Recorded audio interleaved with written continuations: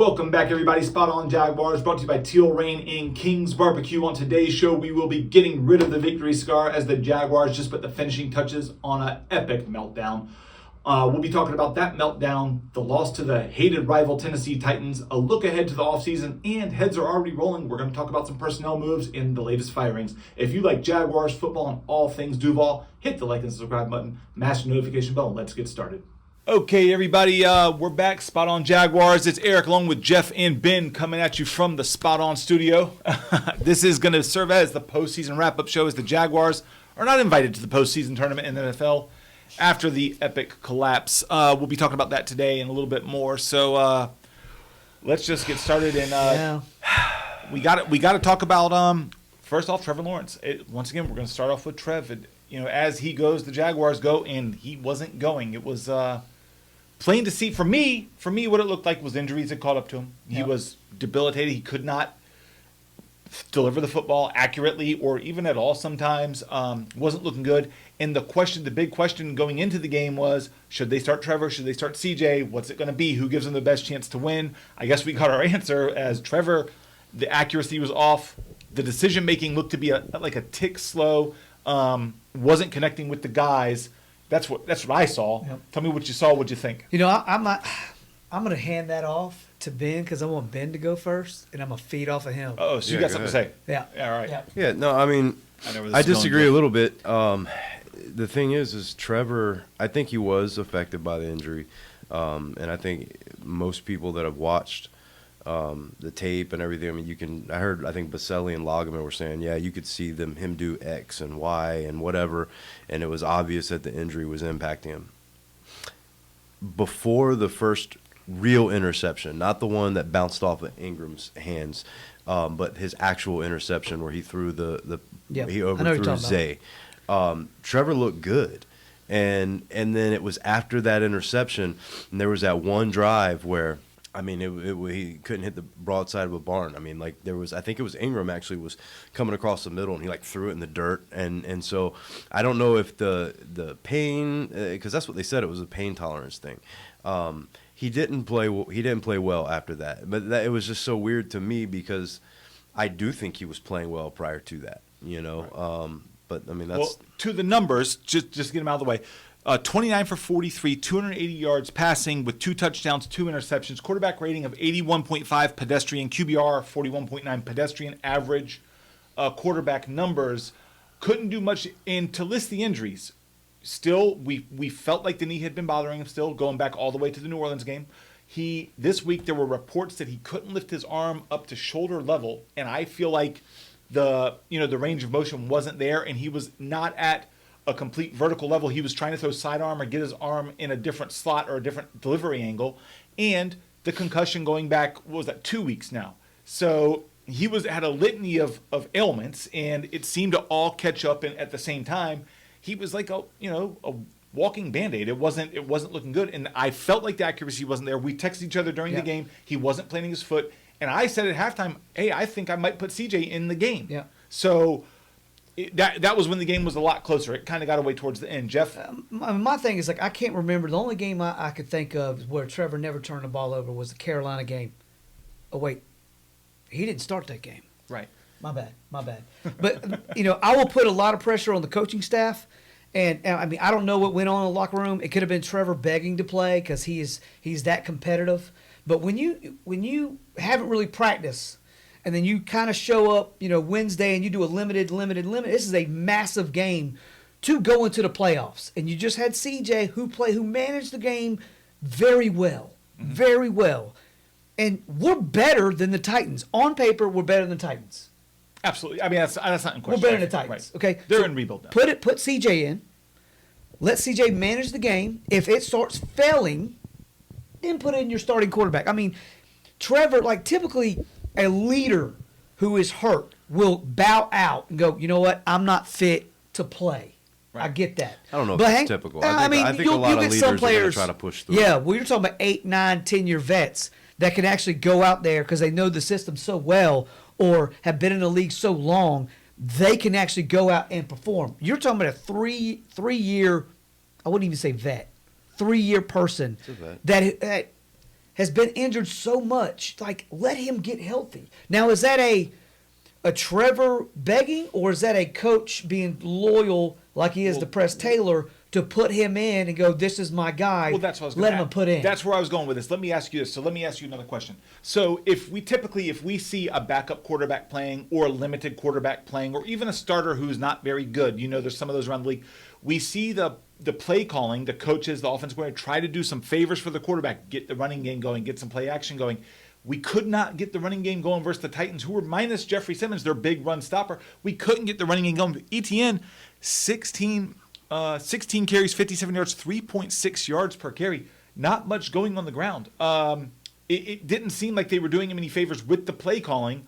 Do you want to give a little bit of credit to Trevor that they weren't helping him out with the run, that the play action wasn't getting off the ground, that the play calling wasn't good? Or are we just going to saddle this all on Trevor Lawrence's shoulders? I mean, I wouldn't put it all on Trevor, but he wasn't playing that good. I know that Ben says, "Oh, he looked good," which he did, but you're going to look Not good the with whole game. You're going to look good. You're going to look good with dink and duck, safe little passes the entire time, but you have to go downfield. Was the Ridley 60-yarder dink and dunk? The Titans are already motivated enough to destroy our hopes and dreams of making the playoffs, because we did that to them last year. They're motivated.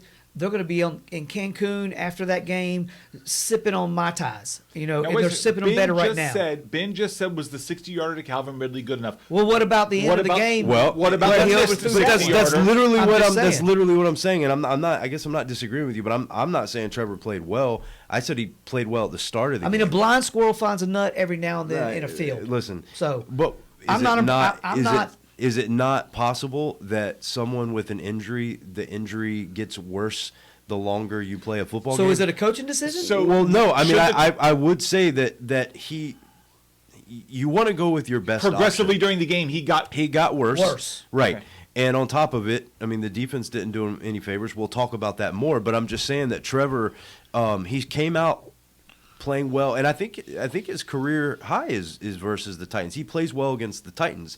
He came out, looked decent, hit the beautiful pass to Ridley, and then again, like I said, after that one interception, it was like the second half of the game. I don't know if it was exactly a half of a game, but from that point on, he was shaky, including the miss to Calvin later in the game, also.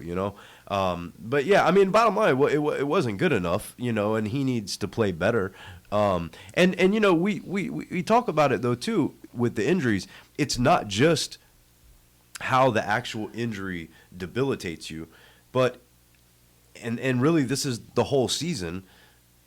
All the injuries we've had, and I don't blame refs and I don't blame injuries, because you got to find a way, right? It's a bottom line deal. You got to suck it up, figure it out. So well, I don't think anyone thought the Jaguars no, were but a I'm deep just team, clarifying. I'm clarifying. Okay. Well, that's a bulky thing, but Go ahead. I'm not. I'm just trying to clarify that I'm not making that excuse. But when you have Trevor and you have all these other guys constantly injured and missing practice time and not playing together, you're losing that chemistry, and it all just kind of came to a head, in that game and at the end of the season. Okay. And I'm not, and I will not put this game on Trevor. Trevor was clearly not ready for this game. I mean, after his injuries and what he's been beat up because of the offensive line. I'm going to put this on coaching. He should have never started the game. It should have been CJ, because he is not. I mean, you can't put someone out there who hasn't started. I mean, hasn't practiced, and he starts practicing like Wednesday. Well, let me had limited practices, and you expect him to go out there and perform a freaking. Well, this is a playoff game, and CJ just had a great game to manage. Rest them. We're better than the Titans. We need a manager that's not going to turn the ball over, who's going to throw accurate passes and just little dink and dunks. Let our defense do its job like we did against Carolina, because the Titans aren't that good. And then have them healthy. But can I say something real quick? Sure. Just real quick, because we're burying the lead, because we typically will start off talking about Trevor, and it's a big story. CJ is not going to win a game where we give up 21 points in the first half. The defense is the one who was the big letdown. And I know we're going to get into it more, but I feel like CJ... Two turnovers. Yeah, I agree. But one of them... I know that, but we had no turnovers against Carolina. And I know it's Carolina, but Carolina put up, what, 20-some-odd points Is the week CJ before going to against throw that Green ball Bay? differently? Okay. Right. So CJ going to throw that ball differently to Probably where more accurately, maybe but he can't it's throw the ball different. itself, but it's not a turnover. Wait a second. But listen to this. Don't you think that defense knows, mentality-wise, we have a backup quarterback. We have to step up our game, just like they did against Carolina. Okay. Has Carolina been Now, wait a second. been shut out all year? I don't listen. Yes, by They- the Jaguars last week, too. That's it. And then That's last all. week. That's No, it. no. I'm saying they got the last game Stop. of the season. They got shut out. Let When me we were stop getting you. whooped by the Titans, they got shut out again. Because they were depressed because we shut them out. Am I allowed to ask? Am I allowed to ask? Yes. Okay, if CJ's in the game, you said would he be able to make the throws? Maybe they won't ask him to make those throws.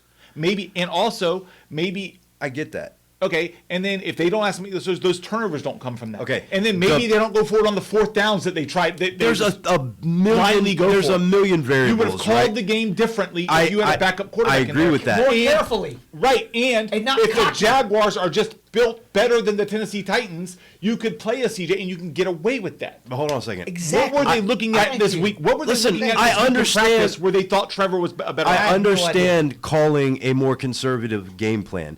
The pass that bounced off of Ingram's hands and was an interception was not some kind of crazy, fitted in a tight little But in window. hindsight, there was actually probably someone that was wide open. Well, maybe. I don't know. I'm not looking at the game film, but Ingram was wide open, and he caught it and then he slapped it to the defender. I know, I Okay. was there. So all right. So but then also is CJ going to make that throw to Ridley? So and here's the deal. Here's the bottom line. I was conflicted by it, and I kind of said the same thing. I was like, yeah, you know what? I don't know if Trevor should play because I do agree with y'all to some extent, but I don't think that automatically. I think that again, the defense was the big letdown, and the offense didn't do good enough. Whose job is it to determine if it should be CJ or Trevor playing? Whose job is that? Well, the coach We're going to has assume final it's say. Press Taylor and Doug Peterson? It's Peterson. Oh, great. Well, then that's strike one. We'll get to that later Right. when we're talking about Right. I mean, personnel 28 decisions. points that they scored. You take away those two turnovers, we're not putting them in the position to score again. Bro, the Titans I'm are just saying. trash. They shouldn't have scored that many points, period. Outside They are more motivated to destroy our hopes and dreams see, okay. against a rival team. Just like Florida playing Florida State when we were 5-6, we suck, but we went to overtime with a more powerful team because we would want to end the season and go Look, boo boo, stick your head in doo-doo. rivalries, I understand they can level the playing Yes. field, right? I get all that. But what I'm saying is, you talk about motivation, bro. The why weren't the Jags and we'll get more into it, but why weren't the Jags motivated when they came out versus Tampa? Why weren't they motivated to say, "Hey, that is a we're different gonna, story." It's, I get it. No, it's part of the We're talking about the collapse Titans at game. the end. We're I talking know- about the Titans game. It's part of the collapse, and the Titans game ended the collapse. We're gonna talk about the Titans game. We are, and that's what I'm saying. So you talk about motivation and having a team and like the defense. Oh, well, don't they know that they got a game manager and so they got to step it up? Bro, why do you have to have a game manager in there? You should know that if we win, we're going to the playoffs. I mean, you don't need more motivation than that. If I'm on a basketball team and the best player returns, I'm like, sweet, I'm now more relaxed. I understand that. because I have my best player who's coming off an injury, and I'm more relaxed. They played against. I know it's Carolina, but that defense played lights out. They played so good, and imagine we putting CJ in. They played really good versus a horrible team. I know that, but that horrible team put a lot of points up on Green Bay the week before. So you imagine putting CJ in, that defense going, all right, guys, we got to step up. We got CJ looking up, and the offensive play calling is going to be more careful, and they're not going to be cocky and do this fourth down bull crap. They're not going to do that. And at the end of the game, they're probably not going to do. They're probably not going to do a second and goal and do a dumb rollout. Third and goal. I mean, a second and goal second and goal when they did the rollout. Third. They did a rollout. They did a rollout on third, and then I mean, that's and the next third play goal, and was then the fourth down with whatever the hell Okay, that was. all right, we're just bickering But now. I'm just saying. All right. You put CJ in. I'm not putting the blame on Trevor. Okay. I will put 100% All right. blame. Yeah, on and I coaching. don't really know what we're bickering about because, or if it is bickering, I think. Well, who to it's- place the blame on? That's what we're I say asking. coaching. Okay. And Yeah. I say I think all it is a discussion because you are firmly that CJ should have started, and I'm not, but I'm also not firmly against that Trevor that he. So who's to blame? Trevor or the coaching staff? Well, I got a lot of issues. I mean, bro, I think it's players and coaches. I think it's who evaluated Trevor Lawrence. Jimmy's, Joe's, X's and O's. I think it's all of them. What's more disappointing, our defense or offense this season? This season? Offense. Probably offense. Offense. Yeah. What was more disappointing in this game? We only put 20 points up on a shitty-ass Titans team. What's more disappointing? We can outscore 28 points on this sorry Titan team. We should. So it's offensive problem. Yeah. So is it Trevor problem or was it the coaching staff that let Trevor start? Well, while we should be able to score more than 28 points, the fact that we, gave up 28 points is honestly for this game to Ryan Tannehill and the Tennessee Titans. Right, correct. If we didn't go 3 out sometimes and have 2 turnovers, we wouldn't give them the ball so daggone much. An where they could be on the field offensive so much line to be able to score so much. I mean, an offensive line that was. Listen. I want to place the blame on the coaching staff. I want to know who evaluated Trevor Lawrence and said this guy's fit to start the game, and not CJ is not a better option at this point. And me and you had a discussion before the game. We wanted CJ to start. I was on the fence, but I here's the thing, and I'm not healthy, but yeah, like fully healthy. Because we're better on paper. I'm not even playing. I'm not joking. I'm not talking. Anything. My shoulder is wrecked. And when it's been real bad, it's hard for me if I'm in the passenger seat of a car to open the car door. Could you start an NFL football game? And that's what I'm saying. That's where I gave me pause. Shoulder level. Because I'm like, bro, it's your throwing shoulder. I know. Half arm slots. Without saying it, and from this conversation, we all agree it is a coaching decision problem that's kind for of that game. See, what I typically do in situations is because just the way my brain works, I'm like, I don't know the whole story, what's going on behind the scenes. So I'm always reluctant to say, fire this guy, cut this guy. It was this guy's fault. About fire. We just Hold on a second. Let me finish. What I'm saying, and this is where I'm trying to get to, is because we don't know the whole thing, I like to have faith that the coach is going to make the best decision and say, you know what, he's well enough to play. Clearly he wasn't. Okay. So then I would say I would agree. I have a lot of issues. Did you think that on the last drive with the 2 last calls on the rollout and the QB sneak? Did you think that? Did I think what? Coaches or players? In the coach? No. I hate it. Was that not the dumbest play calls? It was awful. So there we go. I that's what I'm saying. But hey, coaches are human. Listen, they make bad mistakes. Doug is a loyal guy. He's a loyal risk taker. He's a loyal. We'll be talking about his loyalty. His loyalty very shortly will get you in trouble. And he was loyal to Trevor, and I understand. And Trevor probably was like, "I'm ready to go. I'm ready to go." And he probably took his word for it. But sometimes you got to hurt feelings to keep your job and to be successful. Yeah. And my final thought though is the more I look at it, I have issues with coaches, but the players didn't make plays. So I think it's a shared. That's fair. That's fair. Let me wrap up the offensive numbers real quick, and then we'll move on to defense. Calvin Ridley, 6 for 106 yards, bringing him to just eclipsing 1,000 yards on the season with 76 total receptions. Evan Ingram, outside of the missed drop pass, bobbled pass, interception, 10 for 79, bringing him to 963 total yards on the season with 114 catches, which is pretty impressive. Only 4 touchdowns for him on the season. Let's move on to defense. Let's talk about the defense in the Titans game. Derrick Henry, looking like the Derrick Henry of 4 years ago. I mean, you got a 58-year-old running back putting up 150 yards. I mean, it was, for the numbers, it was 19 carries, 153 yards for 8.1 yards per carry. Tyler Spears chipped in with 3 carries for 25 yards, another 8 yard per carry, and he had 3 catches for 47 yards. They both had a touchdown in the game. Just ran all over the Jaguars. It reminded me of a flashback of before Doug Peterson got here, before Trevor got here, when Derrick Henry was running for 200 yards a game. And that's the first time he's had that type of game since Doug's been here. That's what I was getting at. So the defense meltdown, collapse, whatever you want to call it. Now, not to keep going in on the coaching staff, but if you want to give them short fields and hang your defense out to dry and go for it on every 4th down, like you just put a blindfold on and go for it nowadays, you never punt the ball, you never do your defense a favor, you never take the 3 points, the field goals, you never get them in a hole. And this isn't just the Titans game. I'm talking the whole season. Like, when do you have to be a little bit conventional and just try to win an NFL football game instead of, it's like he's playing a video game. We're going for it on every 4th down. And the thing is, everybody knew this season what our defense is. Everybody knows we don't have the beginning of the season, we were surprised that our defense was as good as it was. terrible at pass, but great at the rush, great at takeaways. We're like, man, this is great. And that's when our offense was playing pretty good. But when your offense comes out at halftime, only down by what? It was 21-13, and you put up a 0 in the third quarter? You're not. I don't care what the defense. I don't care if you put Derrick Henry, he had 150, 200 yards. You got to put points on the board. Your defense is going to fail, and if you don't have the right play calls and you don't have the right personnel that is injured to make the game better, to put points on the board. It's called complementary football. You're supposed to call the game to help your defense out, do them some favors, and the offensive coordinator, you're going to keep hearing this theme throughout the show, did not do his job. No. That man's name is Press Taylor. I'm going to get to this once again. You're going to hear this man's name going forward.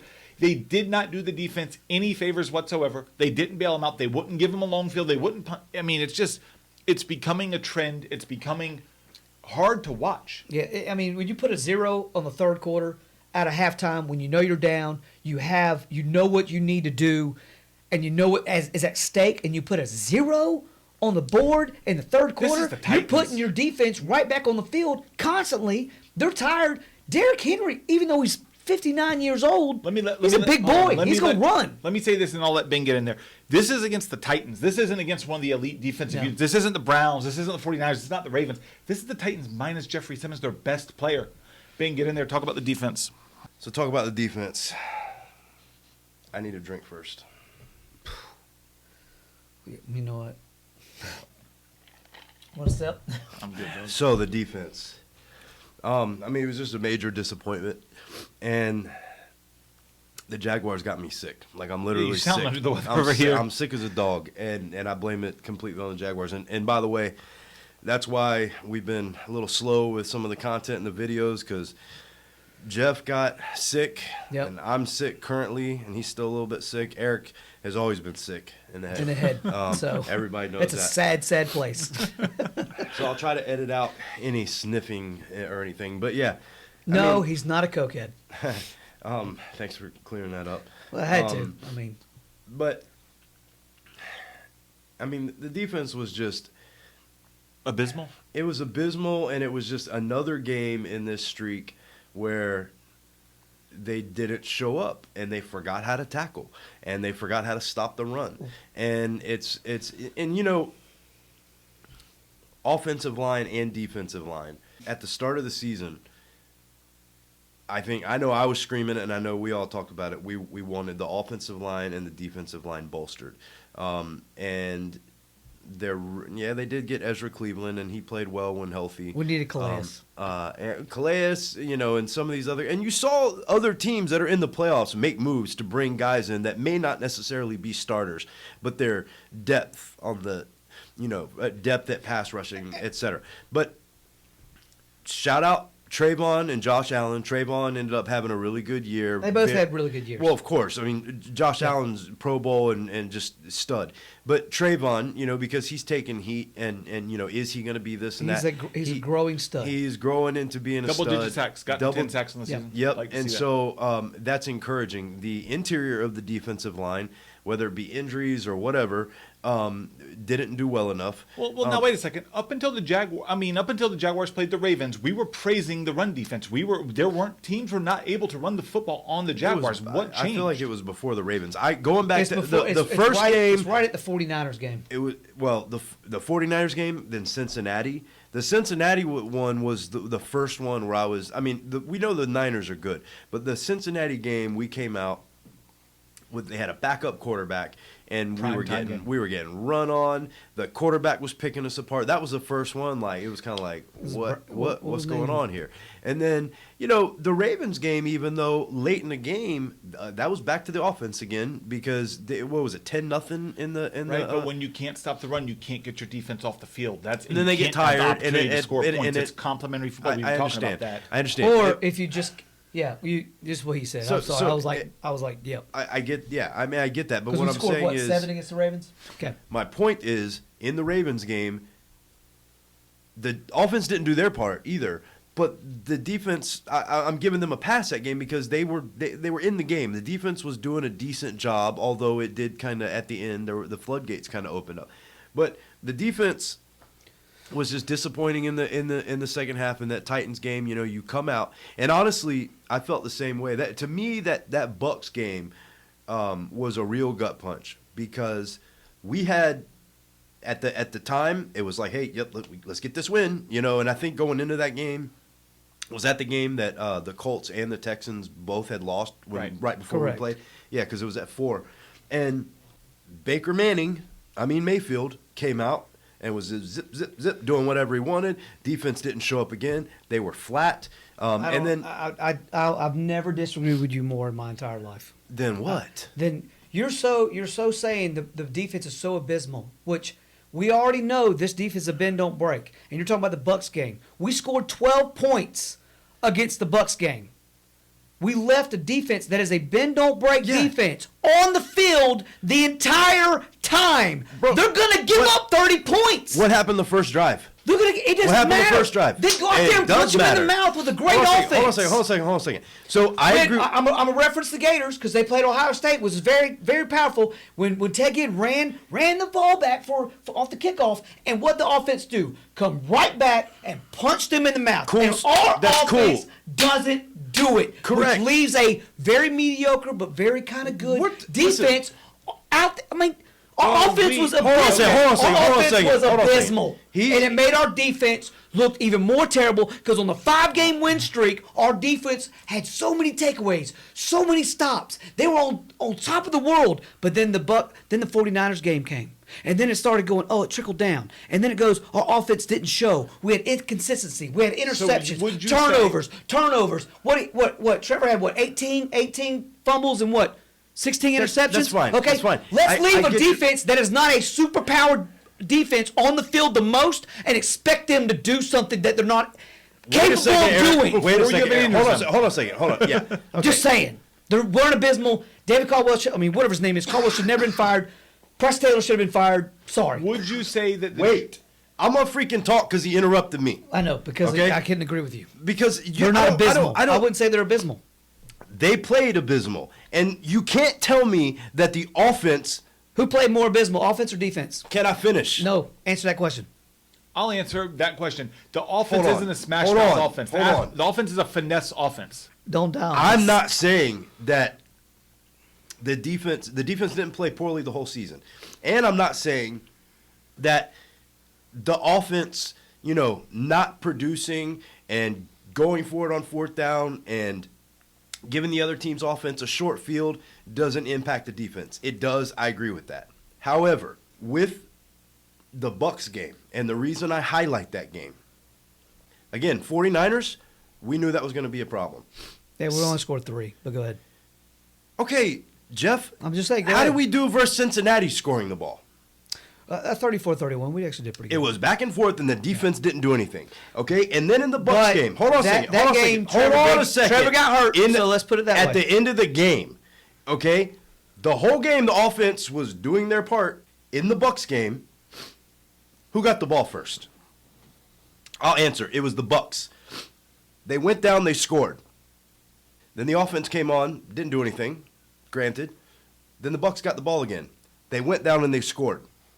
Was the defense too tired in the second series to get a stop and not suck it up in a huge game? They had everything to play for. And what I'm talking about is not those late games where, for example, the Saints game. The Saints game, they were coming back from London. They were tired. You could see the defense start to wilt a little bit towards the end of that game, right? So I get it. They're a little tired, and the offense had sputtered a little bit in the middle of that game. That's understandable. These are professional athletes. They're finely tuned athletes. They should be able to play a half of football without being tired. I don't care what the offense does. You know what I'm saying? And so I get what you're saying, and I don't disagree that the offense didn't do their part. And I'm not saying that this is all because of the defense, because I got plenty of bones to pick with the offense. Specifically, I think he asked me to talk about the defense, and I'm saying they played lifeless to me at times, a lot of times, in this losing streak, which culminated in us losing the division, losing out on the playoffs, and, completing a collapse. Okay. But I wouldn't put it all on the defense. I wouldn't say they're abysmal. Because if we're going to say the defense was abysmal, then I got to find a word worse for the offense. Okay. Well, we're about to do that. We're about to get into all of this. Because if we're gonna pinpoint the Buccaneers game, let's pinpoint the Chiefs game. Offense was a failure on the Chiefs. We kept the Chiefs 17 points. I mean, hell, even the Ravens game, okay, who's a very high-powered, unbelievable offense, and we kept them to 23 in the game the entire time. What we're gonna offense do now, was. Okay, so what we're going to do now, since we did promise a season review. The only thing I'll say with that, I specifically was talking about the defense being abysmal in this collapse. Early in the season, they did do a good job. They got turnovers, and that was like a big thing that they came up with these turnovers, and they were bend but don't break, and they did. There were plenty of times where, in the early part of the season, they were kind of carrying the football team. I'm not saying it was a season long. Just this defense is trash, and I'm not even if it is somewhat warranted in this ending stretch, saying that they were trash at times. But, I don't know. You're kind of turning it into like I don't put any blame on the offense. I have plenty to say about the offense, and we can talk about that further and coaching and play calling. I've got issues with all that. But I do think that the defense, the way they just came out in games that were I'll agree on the pivotal. Tampa Bay game. I agree Must with you on win. that. Tampa Bay and the Titans especially, but Cincinnati with a backup quarterback at home, prime time, and you come out flat and forgetting how to tackle. That was one of the games where the offense carried the defense, but we all agree here that if Trevor never got hurt, that game, because he was playing great, that offense was playing great, that game that's a win. If he never got hurt when he got hurt, Nobody likes to blame injuries, game. but overlooking the injuries would be irresponsible. Trevor Lawrence was not Trevor Lawrence, but in that game he was. When and he got this is injured. actually the segue into what we're going to get into. Let's grade the coaches and their jobs. We're going to talk about coaching first because we've actually just got some heads are rolling, like we started in the intro. We fired Caldwell, defensive coordinator, and I guess the entire defensive staff, the running back coach, too. Running back coach is gone. Yeah. So let's start with Doug Peterson. We'll talk Press Taylor. We'll talk Caldwell, who's now gone. We might throw the GM in there if we want to put his feet to the fire. So I want to start with a couple of the coaches. We lost Caldwell. He's been fired. He's gone. Yeah. So what do you want to give his previous grade, what he did on the season? I feel like he started out great. I feel like that you couldn't run the ball early in the year. Ended up terrible. I think he kind of had to go, but I don't know. Maybe he could have turned it around. He didn't really have any excuses left. The injuries weren't on the defense side of the ball for the most part, so I think he kind of had to be shown the door. I give him a C on the year. He did start. I'm not giving him an F. He did start off strong. Didn't end up strong. He wasn't getting help from the offense side of the ball. I'm gonna give him a C, but he's gone now, so it doesn't matter. Jeff, put a grade on him on Caldwell. I would say C plus. You think that's fair? I'd say C. I think it's fair. Like you said, started off great in the beginning of the year, but he didn't really get help from offense. I mean, do I think he should have been fired? Absolutely not. I don't think that's the problem. We all know what the problem is. Hey, we'll get to that. Everybody in this Don't say it. Jags nation know what the problem is, but I give him a C. Real quick, Caldwell. Well, I mean, it is tough because it was just like we've been talking about. I think they started off playing well. I kind of feel like there was something behind the scenes that contributed to his possibly being fired, just because, like not only him, the whole staff. He wasn't the problem. Is why it wasn't. Yeah, so. Right. And he was first time defensive coordinator, and the got production out of Walker and Josh Allen. Got production out of the secondary. I mean, it was looking good for a while. The performance wasn't there by the defense in the second half when we needed them most. Facts. I don't blame the offense for the defense playing like crap. I know it can contribute to that. I got you. But I think that they did enough on their own, whether in a vacuum, the defense, wasn't good enough. That's fair. So, grade, it is tough. Half the season they played pretty decent, pretty good, actually, and kind of carried us for a little bit. Second half, there was too many games where they didn't show up. So, I mean, honestly, for me, not knowing anything behind the scenes, I'll say C minus. But don't you think, our defense is pretty fairly young, right? Pretty fairly young. Yeah. And you don't have that anchor, that Ray Lewis, that Foye Lucon's a pretty big deal. Could they have had? You're saying would a veteran what have helped? would happen? I agree. I agree, and I agree. Is he worth? Would you say that's a bulky discussion? Is he worth being fired? I think it's a bulky discussion. Is he worth being fired? Well, I'll be honest. I think we would all agree that ending the season, we were a little surprised. Like, we wanted some kind of heads to roll, right? We wanted some kind of a shake-up, Press Taylor but we were a little bit surprised that it was a defensive coordinator. Okay, so let's get to the offensive coordinator, and he goes hand-in-hand with Doug Peterson, who is an ex-coach, and for the fans that don't know, Doug Peterson, loyal to a fault to Press Taylor, was ran out of Philadelphia by all accounts. The GM and Doug Peterson were butting heads about Press Taylor and his job security, actually left. You don't see Super Bowl winning teams fire their coach 2 years later. That's highly unusual. They usually get a little bit more time than that. Not in Doug Peterson's case, leaving Philly so ungraciously, unceremoniously. Ends up in Jacksonville, brings Press Taylor on as an offensive coordinator, not the QB coach. Let's grade them both. I'm gonna start. I like Doug Peterson. I think he's one of the better coaches in the league. I think he's the best coach the Jaguars have ever had. I think he's a great coach. All due respect to Tom Coughlin, I think he was the right choice for the hire after the Urban Meyer debacle. Calmed, steadied the ship. Balky made a good decision. With I like that. I do not like Press Taylor, so I'm going to give Dougie P a B-. The reason is his loyalty to Press Taylor, I think, is a fault. I'm going to give Press Taylor a D-, but those are my grades. Jeff, talk about the offensive side. I'll give Doug a B. I like his aggressiveness. He's just a good coach. I mean, he's a play. He used to be a player. He can motivate players. He's groomed Trevor into something that we've all imagined him to be. And this is the good, healthy Trevor, because we know what Trevor can do. We saw Trevor with Urban. Correct. It looked awful. We saw him with Doug. Looked great. Looked great. I love his aggressiveness. I don't like the cockiness sometimes, but hey, you pick one. It's like, okay, gotcha. I will give Press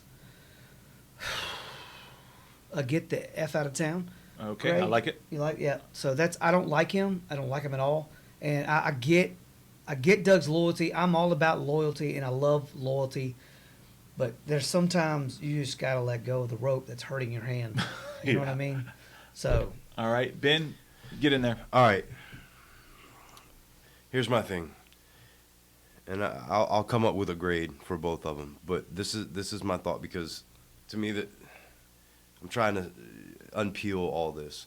And I think on the surface, you look at the offense and you see it underperforming, and you disagree with some of the play calls, namely, like, I think we might have probably mentioned it, but at the end of the game, 3rd down and goal, and we do a little rollout. There was the 4th down where we threw it short of the sticks and, got stopped short of it. I think there's a lot of examples of, terrible play calling. Terrible play calling, whether it's like, or seemingly terrible play calling. Going 4th down, we should go for 3. That's separate. So whether it be the flow of the offense, we're going to east and west instead of going, downfield, whatever. And you look at it and I'm like, on one hand, it would be easy to connect that dot and say, Press Taylor sucks, get him out of town. And then I kind of look at it and I'm like, all right, well, is he limited by what he feels comfortable calling because of inadequacies on the offensive line, or injuries at wide receiver, or whatever the case may be? So it's like, all right, well, maybe that has to do with some of the reason they're calling some of the plays. And then this is what I look at. He is Doug Peterson's protege. He is his boy. He learned how to be an offensive coordinator from Doug Peterson. So if Doug Peterson were to fire him, and, part of the reason maybe he's so loyal is because it's an indictment on him. It's like indicting himself. Right. So the other thing that I look at when I'm trying to pick apart this offense and what was wrong with it is, I mentioned it, the offensive line being poor. Well, wait, hold on a second. We want a separate grade for them. Wait a second. So the offensive line, I think most people, Baselli, I've heard, Leon Searcy, and all these other guys say that they played poorly. Well, Coach Peterson said he thinks they got the right guys, and he was pleased, and I'm paraphrasing, but thought they played well. So we have a offensive coordinator who most people hate and thinks that he sucks. And then you have a coach that thinks that he does a good job. You have one of the reasons why maybe the OC hasn't done a good job is because the offensive line. Well, then you have the head coach that thinks the offensive line has done a good job. So it's really hard to give a grade because I don't know who. The easy thing is to say that they don't like Press Taylor, and the common thought, and I would say a commonly held belief, is that Doug Peterson is a great coach and he does a really good job. I don't know if I agree with that. And that's going against the grain a little bit. I like Coach Peterson, and I think he has done a good job in a lot of ways. But if the things that most people are looking at as being a detriment to this team are something that Coach Peterson thinks are some of the positives of this team, I'm at a little bit of a loss. And then a step further, so I'll say if we're going strictly on how the offense is performing and we're just going to blame it on the offensive coordinator, who, by the way, could be overruled by the head coach at any time. If we're just going to say, what do I think of the offense and how it performed, am I making a direct correlation to the offensive coordinator, then I'll say a D-. Okay. I'll say a D. Hold on a second. Now, for the head coach that thinks the offensive line played well and thinks that the OC is doing a great job, and the head coach who wants to, willy-nilly leave points out on the field and, always go for it on fourth down, I have a little bit of an issue. I'm a little bit concerned about Peterson. So if I'm giving a grade, I'm going to say a C for Coach Peterson. Okay. Because I really do like him. But there are some things that, honest to God, like the going for it on fourth down, going back to last year, I remember I had an Instagram post, and I was going off. And it was a game early in the season when we lost all those games early in the season last year because he was just willy-nilly going for it on fourth down. And that's cool. I like when coaches go for it on fourth down. I like taking some risks, right? It's too often, and it has, I believe, cost us games this year. And, he says, well, that's how I am, that's how I'm going to be. But haven't we heard him get up there and talk about how players need to take accountability and reassess and do things? Well, doesn't he maybe need to reassess a little bit? That's where I said the cockiness. Yeah. I like the cockiness. Yeah. Like, let's calm down a little bit. Let's calm the cockiness down. Right, and be realistic. You have a team that's struggling. Because it happened during the Titans game. Yeah. I know. Speaking of overruling, we think that Trevor Lawrence overruled Press Taylor on a call on that 4th and 1 on the goal line, which looked like the guard was pulling. It looks like it should have been a toss, and it ended up being a QB dive from the 1.5 yard line. I think it was a Trevor Lawrence call. We think Trevor overruled Press Taylor on that one. I agree with how you broke that down. I agree. Yeah, I agree with. I could be swayed to that side. Yeah, passing game. We're gonna start doing this a little faster. I know we had a lot to say about the coordinators. That was gonna get out, but let's get this faster out. The passing game. I'm gonna start. That's gonna be Trevor Lawrence and the receivers.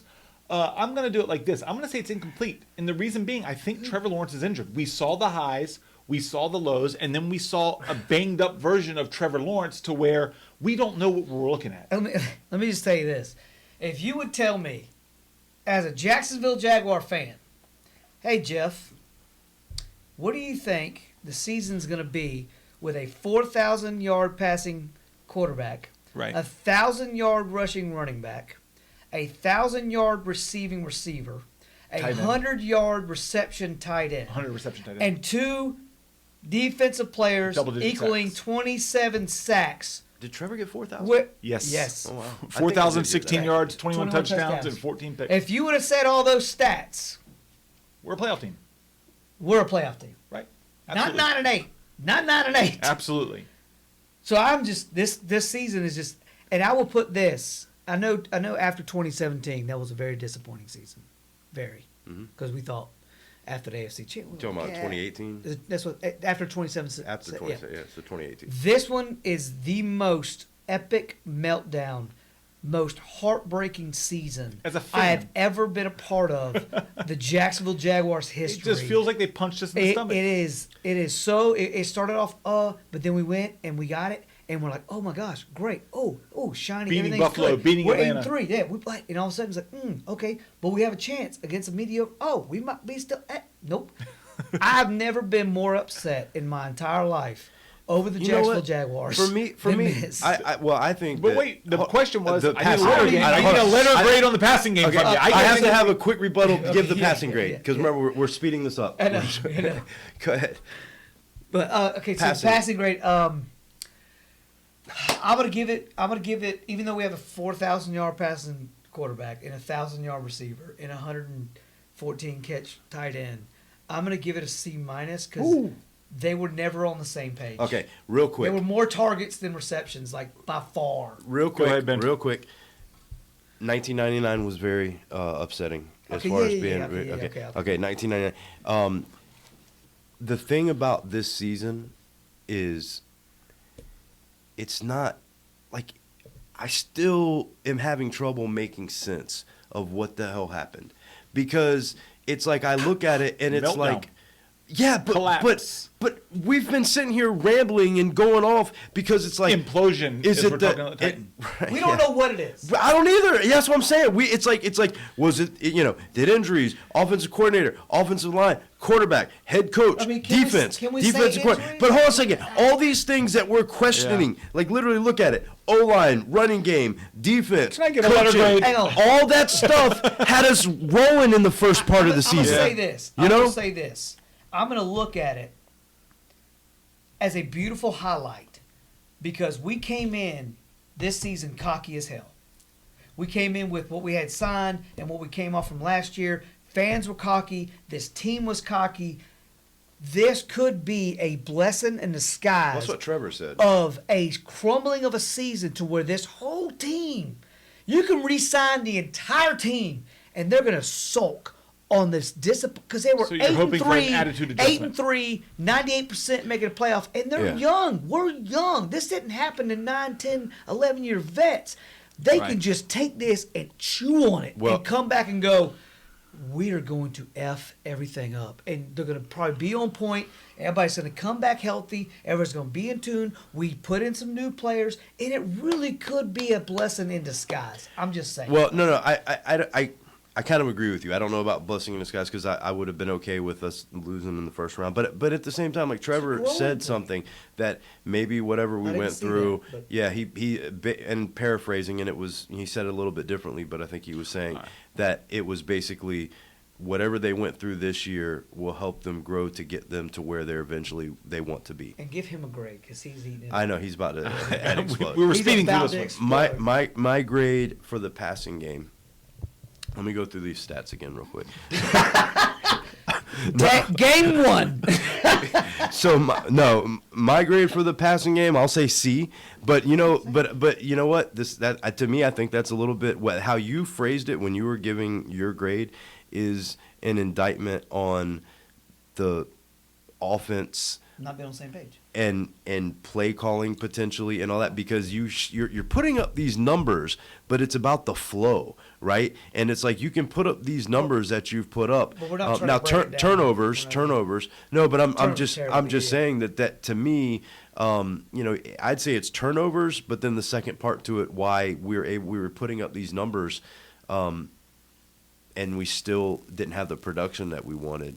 I know when I watched our offense, it came down to obviously turnovers would stall drives, but a lot of times it was the flow. It was not being able to pick up. It was also not being able to pick up short yardage, picking up tough downs and whatnot. And we had our big four on the field, which is Zay, Ridley, Kirk, and Ingram. Yeah, and injuries played rare. into it, but that's why it is hard, man. It's just there's so many things. He's over here playing solitaire because go ahead. Oh. I gave a grade, bro. Yeah, I'm sorry. Running game and offensive line, we're going to combine those because I think the running game is just Travis Etienne, and then the offensive line, Can we break down two parts? Beginning of the season, B plus, and end of the season, F. I'm going to say Etienne. I think that's a great idea. Yeah. Yes. I'm going to say Etienne's A. Wait, he looks like a superstar. He looks... What? You don't have your rash on that hand, dude. Anyway, continue. Come on.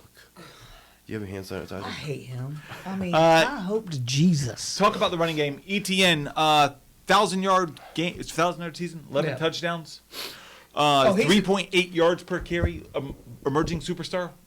Dude, Pro Bowl he's a stud. alternate. I think he was good. fifth or sixth in the whole league in total yards. I want to give him an A. Yeah. Offensive line, I think you nailed it. Beginning of the year, B. End of the year, F. I mean, if ETN Fell apart. obviously an A, but if I'm breaking it down for the season as a whole running game as a team, Yeah, I like that I'm gonna better. go A in the first half, F second half. Yeah, I wouldn't 'Cause it give ETN an F in any way. No, and I it's a didn't team- feel team poorly thing. about ETN because every time, how many times do we see him get the ball and there's two defenders right on top of him the minute he gets the ball. And he makes it. So makes it play out. I do like saying running game, and I agree 100%. I think first half part of the season, A, B, whatever, positive, good grade. Second half, F. Yeah. I think, And that's not on him. I'm talking about as a team as a Right. whole. I think we're about to get a universal grade here. Defensive line, along with the pass rush, I think that's going to be an A. We led the league in tandem sacks. I think is that what it was? Wait, are we Yeah, talking about we did lead the league, but you can't. I mean, were we talking about defensive line or pass rush? Pass rush, Pass rush. pass rush. I can't give it an A. We had two guys that I can give an A to, and shout out to Trayvon for getting up there. Like what you said, combined lead. Yeah, lead, combine. But the interior of the defensive line, we forgot. We stopping the run. So I wouldn't give, if we're just talking about the defensive line as a unit for the entire year. I gotta say C-. like a C, C-. right? Because they start off the year stopping the So run rush well. defense, pass defense, we're going to separate that. But even that, our rush defense, can we give it an A when it was two players? Beginning of the year, year, it was really good. Beginning of the year, A, because we were Our leading rush the league in the defense rush. versus the End run, of the year, C minus. Yeah, C minus. But our pass rush again, we had two guys that rushed the passer, and they Pass did a rush good wise, job as a we've never team, been really especially, and one guy in particular did a really, really good job. I mean, defensive backs. If we're going to talk about that one as a Pass as a defense whole as a grade, whole, which includes the pass rush, pass defense as a whole. I mean, beginning of the year, B minus because we had a lot of takeaways, and they knew how to tackle. End of the year, I don't think they played with arms.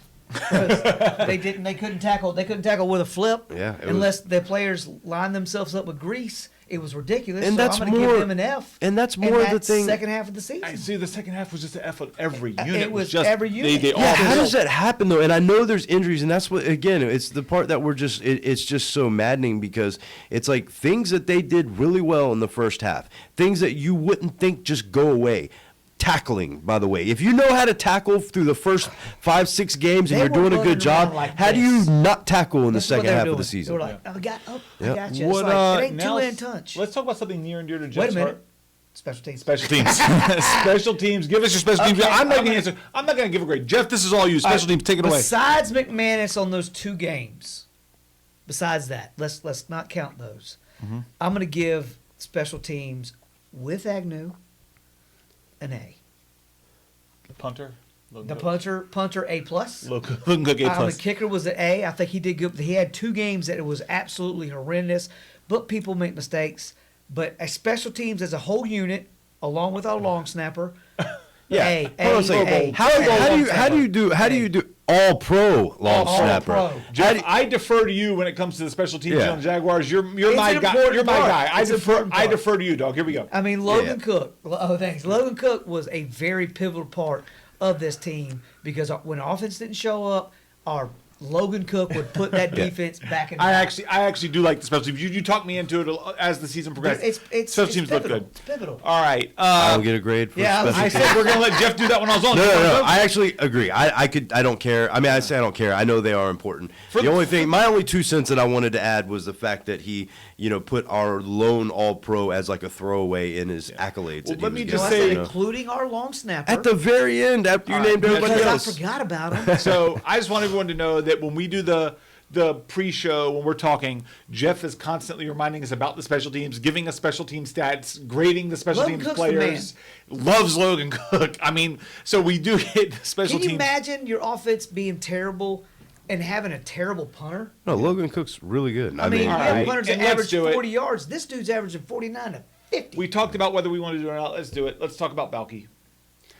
Man. I still like him. I think, listen, I agree. It's not the draft picks, the signings, the free agency signings. He's hit on those, and these weren't highly heralded outside of Ridley. These weren't guys, and he was a trade, not a free agent signing. Let me go next. Okay, outside of Ridley, these weren't big names coming in. Popcorn if he's going. Zay Jones, Christian Kirk, Jamal Agnew, Evan Ingram. These weren't like game-changing names. He signed these guys to contracts that looked awful, and now they look great. And got criticized for Kirk.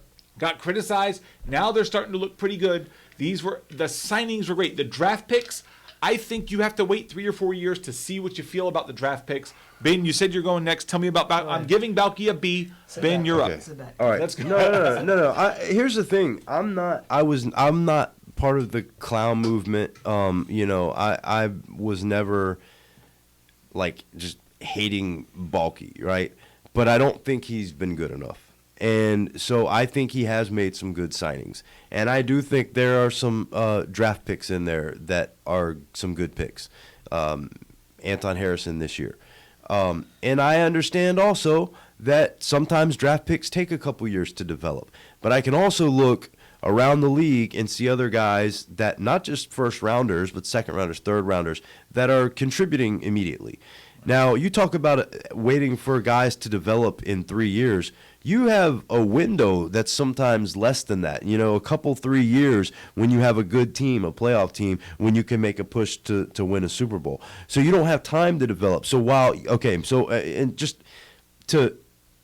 yes, some of the free agent signings have been good, but to me, my issues with Balky are A, not enough production in the draft, and B, not necessarily who he signed, but who he hasn't signed. And remind the fans, the listeners, how long he's been with us. Who? Balky. Was it 3 years? Yeah, 3 years. Yeah. No, we're talking, okay. Mind the listeners how long the janitor for the Jaguars. I don't know. I don't know. Talking about Balky. I didn't know why it was relevant, so that's why I was confused for a second. Know. Yeah, Google. Bottom line, he was here. He got the job. Okay. He got. Was he full time? I think he became. I didn't say. Please explain how he got the job. You're talking to the wrong guy, though, man. How long been here? I'm getting old. Stuff runs together, so it's. He started going through Wikipedia about Balky. No, hold on a second. I'm kind of like. Well, Balky started. I say, guys, been a few years, and I gotta. Sometimes it's painful to try to figure out whether it's been 3 or 4 or 2 or whatever. Now, hold on a second. You didn't give me a letter grade. Well, now that everyone. You know it doesn't come with a grade. Hold on a second. It comes with a dissertation. All right. And then a grade. Now that another dissertation of why he gave that grade. Now that we established the crucial facts of how long Balky's been here, just going back, the crucial element to that is that he's been here sometime in the last 5 years, right? But my point is, I don't think his drafts have been productive enough. Winning teams don't go out and sign a bunch of draft picks. So while he has made some good signings in Christian Kirk, and I like some of the signings, I think there's some other signings of guys that he chose to maybe retain, or guys that he paid guys in house that didn't produce, and it's also about some of the guys that he didn't sign and didn't decide to bolster our pass rush or wherever it was. So I think that my issues with Balky are lack of enough good draft picks that are producing and contributing, but who he hasn't signed. So I'm going to give, for a grade for Balky, I'm going to say C-, and I think that's being nice in a lot of ways, honestly, at this point. And I think that I don't like to call for firings and stuff like that, and I know plenty of people have no problem with that with Balky. There's a whole clown movement. I don't have faith that he's going to put us in the best position to win a Super Bowl, with picks and with signings. If we were in the playoffs, we wouldn't be having this conversation. Yeah. But everybody praised him at the beginning of the year. Right. But just because we didn't make the playoffs, which, mind you, he does not make the play calling. Yeah. I wish he would have signed. But he does. Wait a He minute. does sign. I wish depth. he would have signed Calais Campbell or somebody else. I'm not going to bust him on his draft because no one is perfect and picks the perfect person ever. We can debate it further on another I'm just show. saying. But again, I'm not a big fan.